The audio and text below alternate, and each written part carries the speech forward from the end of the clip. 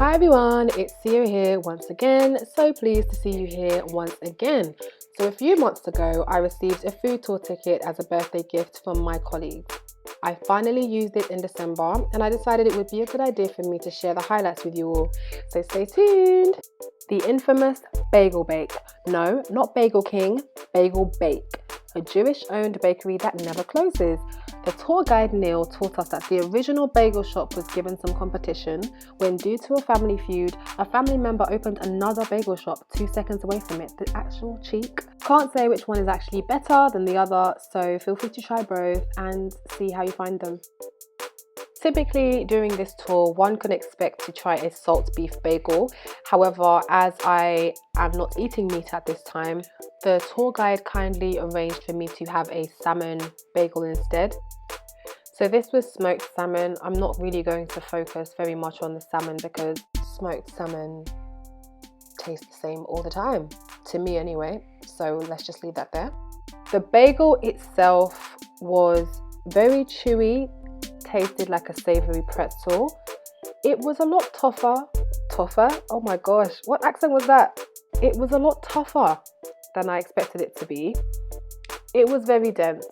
Didn't really have the consistency of something that I could take, throw it at somebody and they would suffer from concussion. However, it was quite a tough bagel and some people may like this texture. However, for me, I would have preferred it to be a bit more soft and delicate and fluffy.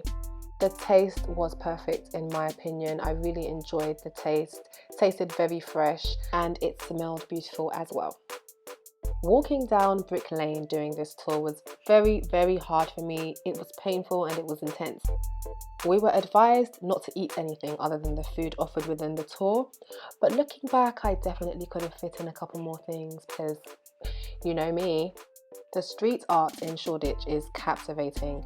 If you're into that kind of thing, make sure you take a trip down Brick Lane at some point. So I'd imagine you'd be okay with the dark chocolate. Yeah, dark chocolate's fine. Thank you.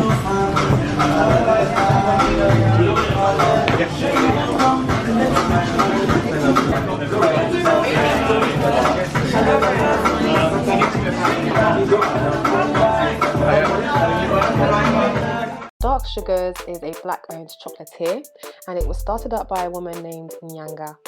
She started selling in Spitalfields Market years ago. Now she has 2 branches in Shoreditch.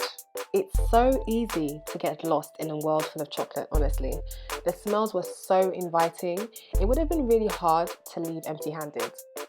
Another thing I noticed about the venue was that the furnishing was so unique and so impressive. Another thing you should know about Dark Sugars is that in the warmer months, they serve gelato and ice cream, and they also sell hot drinking chocolate. We were given the opportunity to try 2 pieces of chocolate each. So I chose a chocolate covered fig and also a Ferrero Roche type of chocolate. The chocolate fig was delicious. The chocolate didn't really crumble messily all around the fig when I bit into it, which was helpful because I was eating this whilst walking on the road. Not the road, the streets, but you know what I mean, same thing.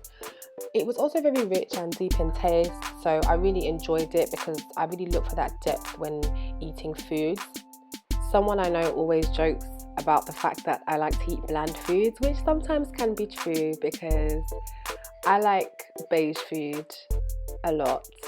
However, I also like food that has personality and character and integrity and depth and flavour.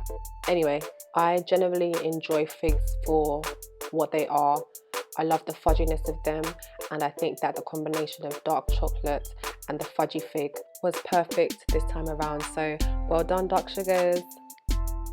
The Ferrero Rocher type of chocolate, I find that brand name so hard to pronounce. Okay, so that chocolate, I didn't actually manage to get the name of it, but it was so Moorish and crunchy and nutty. I really regret not going back into the shop once the tour had finished. There was a really unexpected nutty explosion once I bit into it. The crunch was one of the aspects that made this chocolate so delectable. Do I have any criticisms of this chocolate? Absolutely not. Would I recommend this chocolate? 100%. have nothing bad to say about it. If you like Ferrero Roche chocolates or even Snickers bars, just any chocolate that contains nuts, you will definitely enjoy this chocolate.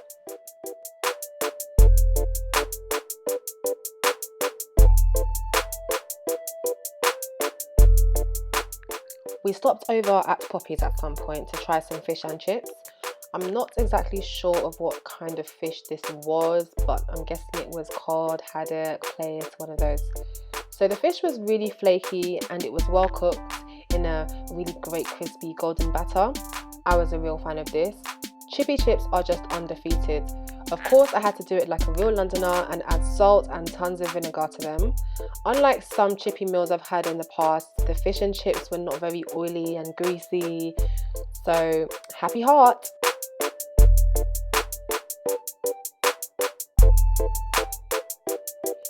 Beer lovers out there, you may enjoy this offering from the Golden Hearts pub. This was called Truman Beer. Unfortunately, I am not a beer fan at all, in the slightest. This was just not to my taste. Just wasn't. I actually had to give it to somebody else to finish off because my taste buds said absolutely not. I think the photo is great though, so I had to really just count my blessings and look on the bright side in that respect. Let me think of something nice to say. It was pretty. I think the most palatable part of any pint of beer is probably the frothy part on the top, because it takes on something other than just pure bitterness, which is what the liquid beneath it is, just liquid bitterness. I'm all for bitter things, you know, but there has to be another dimension to the food or drink. I just can't. So that was my nice thing. I did say one nice thing, well, two nice things actually. So yeah, that's your lot.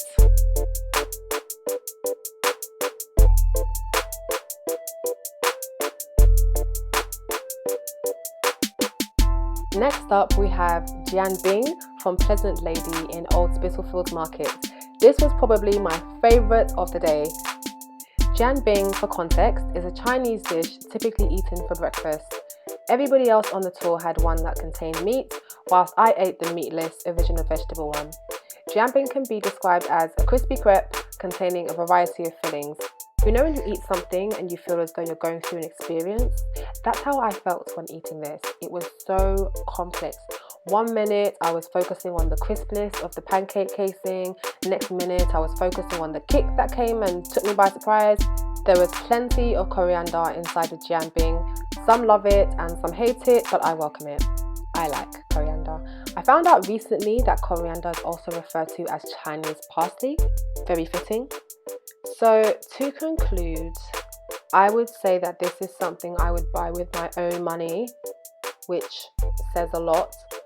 It just gave me so much. It gave me spice, it gave me crunch. It was very complete and had a lot of depth. Oh, I'm loving this word today. Depth, yes. It had a lot of character, and that's something that I look for a lot in my food. So I just loved it, and I think you may too.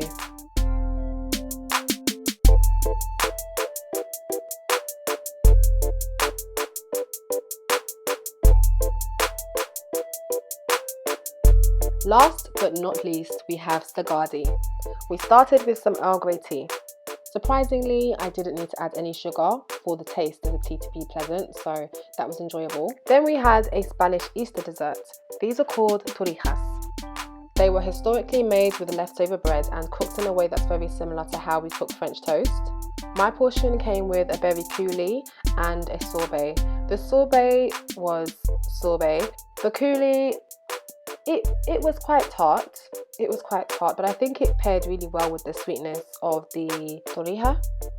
Texture-wise, this dessert was very interesting.